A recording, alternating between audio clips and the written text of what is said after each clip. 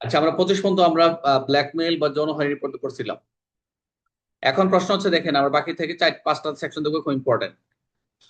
আর আপনারা, আমরা হাতে অনেক সময় আছে ইনশাল্লাহ। সাইবার আপনাদের বলিয়ে দিছি যে এখানে 17 থেকে 30 পর্যন্ত হচ্ছে সৃজনশীল প্রশ্ন আসবে। আর আহ, যেভাবে প্রশ্ন আসবে আপনারা পারবেন। আর ওখান থেকে যে আমি 32 থেকে 47 পর্যন্ত দিছি, এখানে কয়েকটা মাত্র রিটেন প্রশ্ন দিচ্ছি। আচ্ছা। আচ্ছা, এখানে দেখতে পাচ্ছেন রাশেদ ছদ্ম নামে একটি সোশ্যাল মিডিয়া আইডি ব্যবহার করে কিছু পোস্ট করে, মনোযোগ দেন, যেগুলো একটি ধর্মীয় সম্প্রদায়ের বিরুদ্ধে ঘৃণামূলক বক্তব্য বহন করে। ছদ্মনাম ব্যবহার করছে, দেখেন সে কি করছে, পার্সোনেশন করা, এই যে আমরা বলি না ছদ্মনাম।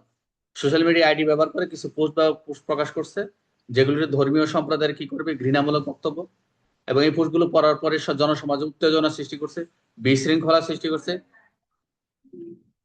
আচ্ছা, কিছু ব্যক্তি এইসব পোস্টের কারণে ছোটখাটো সংঘর্ষের ঝুঁকি পড়ে। এই ক্ষেত্রে সাইবার ধর্মীয় জাতিগত সহিংসতা বিদ্বেষমূলক তথ্য বলতে কি বোঝায়, এবং রাশেদের কর্মকাণ্ড কোন ধারণা যে অপরাধ। অর্থাৎ দেখা যাচ্ছে এই যে সোশ্যাল মিডিয়ার ছদ্মনাম ব্যবহার করা হচ্ছে, যে যে ধর্মীয় জাতিগত আমরা যেটা দেখলাম সূচিতে, সেটা হচ্ছে 26 ধারার ঘটনা।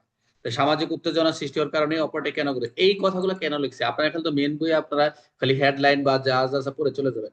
সবসময় প্রত্যেকটা ধারা যদি প্র্যাকটিক্যাল না হন বা ব্যবহারিক না জানেন, কিন্তু আপনার পরীক্ষায় হলে গিয়ে বিপদে পড়বেন। এই জন্য আমি প্রত্যেকটা ধারার সাথে, এবং সূচিটা তো পড়বেনই, যখন জানা থাকবে যে এটা এই ধারা চলে যাচ্ছে, বাস এইখানে আপনাদের প্রশ্নের ক্ষেত্রে দেখা 2-3টা ধারা মিলে একটা প্রশ্ন করতে পারে।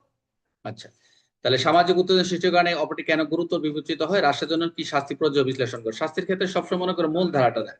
মূল ধারা তো আছেই, 25-এর 2, 26-এর 2, 27-এর 2, 28, এরকম খেয়াল রাখবেন যে বা সাজাটা কোন ধারায়। তাহলে সাইবার স্পেসের ক্ষেত্রে আমরা যেটা দেখবো, সাইবার স্পেস ধর্মীয় জাতিগত সহিংসতা বলতে কি বোঝায়, এখানে বলতেছে এখানে সাইবার স্পেসে ধর্মীয় বা জাতিগত বিদ্বেষমূলক তথ্য প্রকাশ করতে ডিজিটাল মাধ্যম ব্যবহার করে এমন বক্তব্য উৎপাদন প্রকাশ করা কে বোঝায়। নিজের মতো করে লিখতে হবে, কয়েকবার রিডিং পড়লে আপনারা ভালো করবেন। তাহলে কি সৃষ্টি করতেছে এখানে, কোনো ধর্ম বা সম্প্রদায়ের ঘৃণা সৃষ্টি করতেছে, সহিংসতা, বিশৃঙ্খলা, একটা একটা অপরাধমূলক কর্মের প্ররোচনা দিচ্ছে। এগুলো হচ্ছে 26 ধারার কথা। এগুলো আপনারা একটু পড়ে নিবেন, এগুলা আমি মোটামুটি পিডিএফ আপনারা দিছি, এগুলা এত পড়ার দরকার নেই। 26 হচ্ছে আমরা দেখলাম, এখন দেখি। আচ্ছা, পরের সেকশন।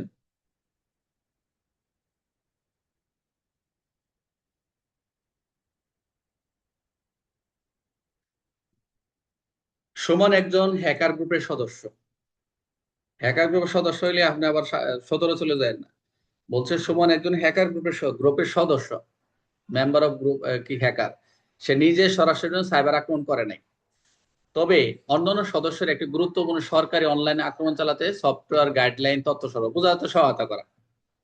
বোঝা যাচ্ছে কি যে সহায়তা সহযোগিতা করছে, বোঝা যাচ্ছে যে সুমন একজন হ্যাকার গ্রুপের সদস্য, সে নিজে কোনো সাইবার গ্রুপে কোনো আক্রমণ করে নাই, কিন্তু কি করছে, সে বিভিন্ন সফটওয়্যার, বিভিন্ন গাইডলাইন, এগুলো ইনফরমেশন কালেকশন করছে।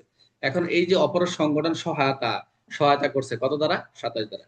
তাহলে এই অপর সংগঠন সহায়তা বলতে কি বোঝায়, এটা তো আবার আপনারা মনে করেন না যে এখানে নারী শিশু ত্রিশ যারা, তারপর হচ্ছে মানব পাচার 1 ধারা, তারপর হচ্ছে এই যে আমরা কি বলে আর অন্য ওই যে প্যানাল কোডের 107 ধারা দিয়ে না, আরো অনেক জায়গায় আছে সহায়তার কথা, এগুলা লাগাই দিয়ে না। কারণ প্রশ্ন অপর সঙ্গে সহায়তা, যেহেতু সাইবার থেকে প্রশ্ন করছে তো 27 ধারায় লিখতে হবে। তো সাইবারে অপর সঙ্গে সহায়তা বলতে বুঝাইছে যে অপর সহায়তা করা বা প্রয়োজনীয় উপকরণ, তথ্য, নির্দেশনা প্রদান করাকে, যদিও সে নিজে সরাসরি অপর সংগ্রহ না করে।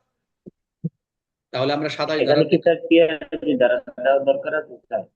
হ্যাঁ, স্যার, না না, টিআরবির কোনো রেফারেন্স দ্বারা না না, এখানে দরকার নাই, দরকার কোনো দরকার নাই, কোনো দরকার নাই। নেই? সাইবারের কার্যক্রম তো আলাদা, সাইবারই হ্যাঁ, থাকবে, অন্য কোনো সাইবার জায়গায় থাকবে। তো। আচ্ছা, স্টপ। এখন একটা দেখি, ফারহান তার প্রতিদ্বন্দ্বী রকিবকে নষ্ট করার উদ্দেশ্যে একটি মিথ্যা অভিযোগ দায়ের করে। মানে একটা যে আমরা বুঝে গেছি মিথ্যা অভিযোগ, আমরা সব মিথ্যা অভিযোগের জন্য, মিথ্যা মামলা দায়ের করার জন্য, মিথ্যা তথ্য, এগুলো আমরা প্যানেল কোডে 211, 182, ভালো করে জানি। এছাড়া আমরা অন্য ছোট ছোট মাইনর একটা পড়েছি, 6, 11, 12, 13 অনেক জায়গায় আছে, এবং নারী শিশু 17 অনেক জায়গায় পড়ছি। বাট স্পেসিফিক ভাবে সাইবার সুরক্ষা দেশে আমরা দেখতেছি সেটা হচ্ছে 28 দ্বারাই দেখবো যে ফারহান একটি প্রতিদ্বন্দ্বী তার রকিবকে নষ্ট করার উদ্দেশ্যে একটি মিথ্যা অভিযোগ করে। অভিযোগে বলা হয় যে রকিব একটি গুরুত্বপূর্ণ সরকারি সার্ভারে অনলাইনে হ্যাকিং করছে, একটা মিথ্যা একটা তথ্য ছড়াই দিল। অথচ অথচ এ ধরনের কার্যক্রমের জন্য রকিবের কোনো আইনানুগ দায় নেই। ফারহান নিজে মামলাটি দায়ের করেনি, তবে ব্যক্তিকে ব্যবহার করে মামলা দায়ের করেছে। আচ্ছা, তাহলে এই ক্ষেত্রে মিথ্যা মামলা অভিযোগ দায়ের করার অপরাধটা কি? অপরটা তো আমরা উপর থেকে দেখলাম। অপরটা হচ্ছে যে ওই যে কাউকে অন্যের ক্ষতি সাধন করার উদ্দেশ্যে আইনানুগ বা ন্যায্য কারণ ছাড়া মামলা অভিযোগ দেয়। এই কথাটা কিন্তু প্যানেল কোডেও পাবেন, নারী শিশুতে পাবেন, এই কথাটা সব জায়গায় আছে যে ও যদি অভিযোগ সব দায়ের করে জায়গায়। আদালত সংশ্লিষ্ট কর্তৃপক্ষ ভুল তথ্যের উপর ভিত্তিতে প্রক্রিয়া শুরু করতে বাধ্য করে, তাহলে সেটা এই যে 28 ধারায় আমরা সেটা দেখবো। এটা 28 ধারা অনুযায়ী অপরাধ। আর এটার মূল উদ্দেশ্য হচ্ছে অন্যকে ক্ষতি করা, যার কোনো ন্যায্য বা আইনানুগ কারণ নাই। এটা আপনারা সব জায়গায় কথাটা পাবেন, এখানে একই পাইলাম।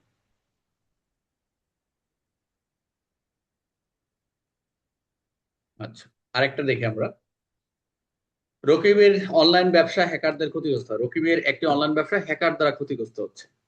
রকিবের একটা ব্যবসা অনলাইন হ্যাকার দ্বারা বারবার হ্যাকারে ক্ষতি করে দিচ্ছে, যে হ্যাকারে এই এই আমার ব্যবসাটাকে যদি জানতে পারে, তদন্তে আসে, হ্যাকার অনুমতি ছাড়া, হ্যাকার কি করছে, অনুমতি ছাড়া তার ওয়েবসাইটে প্রবেশ করছে, ডাটাবেস পরিবর্তন করছে, ক্ষতি সাধন করছে, অনেক কিছু গ্রাহকদের ব্যক্তিগত তথ্য চুরি করছে।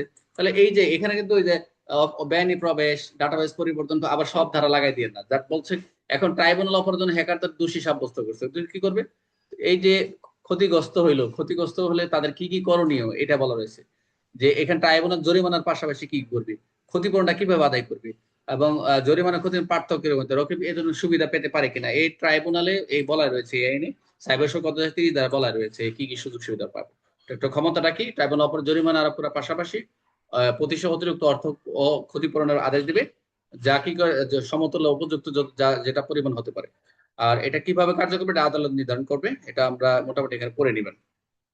তাহলে এটার উদ্দেশ্য হচ্ছে যে ট্রাইব্যুনাল হচ্ছে এই এই শাস্তি শুধু শাস্তি দিতে নয়, বরং ক্ষতিগ্রস্তদের যে আর্থিকভাবে যাতে সহায়তা করা যায় সেটা এর জন্য কিন্তু এই আইনটা করা হয়েছে 30 ধারা। এই হলো মোটামুটি আমাদের 26 থেকে 30 পর্যন্ত।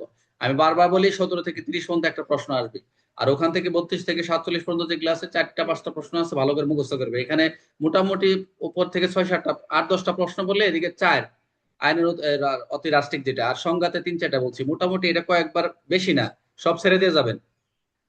বুঝতে পারছেন, সব ছেড়ে দিয়ে যাবেন, এত দরকার নেই মুখস্থ করার। মাথায় এত প্যারাশন নেই যে সাইবার সুরক্ষা এত কঠিন আইন। আমার কাছে সবচেয়ে এটাই হলো সবচেয়ে সহজ আইন আমার কাছে। আপনারা যখন প্র্যাকটিস করাবো, আপনারা যখন গ্রুপ স্টাডি করাবো, আপনাদের